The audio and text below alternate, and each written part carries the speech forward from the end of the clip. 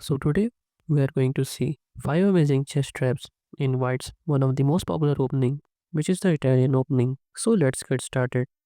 So after e4 e5, knight f3, knight c6, bishop c4, he goes t6, then knight c3, and after bishop g4, pinning your knight to the queen, which is also quite a common move. You just play h3, and here if he takes then you can take with the queen, but if he plays bishop to h5, expecting you to play g4, well then you have knight takes e5, sacrificing the queen. First of all, if he captures the queen, which also seems like a natural response, then you have bishop takes f7 check.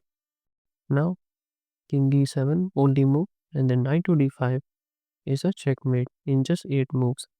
And yet, if he doesn't take your queen and plays something like knight takes e5, then you can take this bishop. He takes the bishop, then you give this check, forking the king, and this knight. And then you will grab the knight, you are up by a pawn, and have a winning advantage. Let's move on to the next trap. So after e4 e5, knight f3, knight c6, bishop c4, bishop c5, c3, he goes knight f6. Then here you play d4, hitting this bishop. And here bishop e6 is quite let often, but then you can take this pawn, hitting this knight. So knight takes e4, seems like a natural response instead of going back. Well then you have queen to d5, hitting the knight and this pawn, threatening checkmate.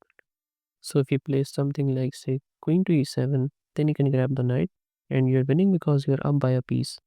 And here if he tries to play something like bishop takes f2, well then you can just play king e2.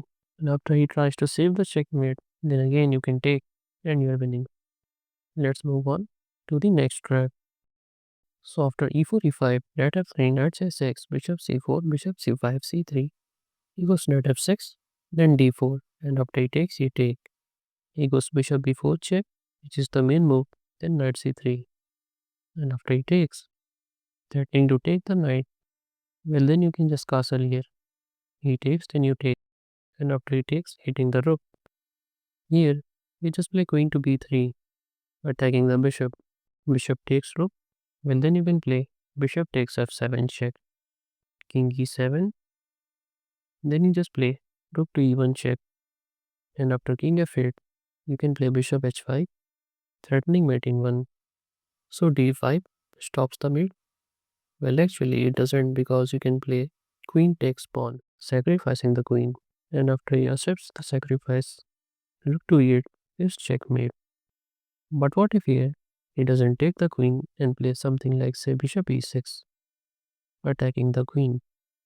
And then you can take this bishop. And after queen e7, you can just play queen f5 check.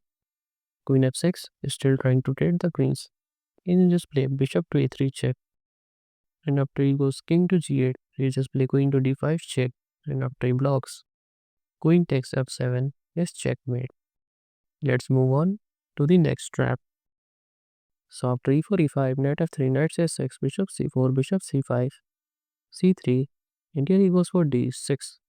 This is the second most common move. Now you play d4, and after takes bishop b4 check. You're going to shock him with king f1. Knight f6 develops the knight, hitting the pawn. But then you have d5, attacking the knight. Going back wouldn't be a good option, so knight e5. Well, then you can take, and after he takes, you just follow up with queen to a4 check, hitting the bishop and this king. And then you will grab the bishop, and you're completely winning as you're up by a piece.